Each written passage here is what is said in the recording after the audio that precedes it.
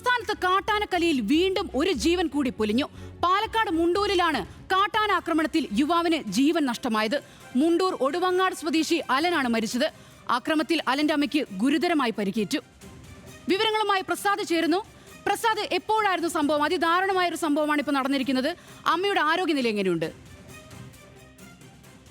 ഇന്ന് വൈകിട്ട് 7 മണിയോടുകൂടിയാണ് ഈ സംഭവം ഉണ്ടാകുന്നത്. അലനും അമ്മ വിജിയും അവരുടെ അലന്റെ സഹോദരിയുടെ വീട്ടിൽ പോയി തിരിച്ച് മടങ്ങുമ്പോഴാണ് ഈ കാട്ടാനയ്ക്ക് മുമ്പിൽ അകപ്പെടുന്നത്. വീടിന്റെ 200 മീറ്റർ അകലെയാണ് ഈ ദുരന്തം നടക്കുന്നത് എന്നുള്ളതാണ് നാട്ടുകാർ പറയുന്നത്. രാത്രി വൈകുന്നേരമായതുകൊണ്ട് തന്നെ ആ പ്രദേശത്ത് വൈകുന്നേരം ആ പ്രദേശത്ത് കനത്ത മഴയുണ്ടായിരുന്നു. അതുകൊണ്ട് തന്നെ ആന ഉൾപ്പെടെയുള്ള ഇതൊന്നും തന്നെ റോട്ടിൽ ഇറങ്ങി നിന്നത് ആരും ശ്രദ്ധയിൽപ്പെട്ടിട്ടില്ല എന്നാണ് നാട്ടുകാർ പറയുന്നത്. 2 പേർക്കും അതീവ ഗുരുതരമായി പരിക്കേറ്റു.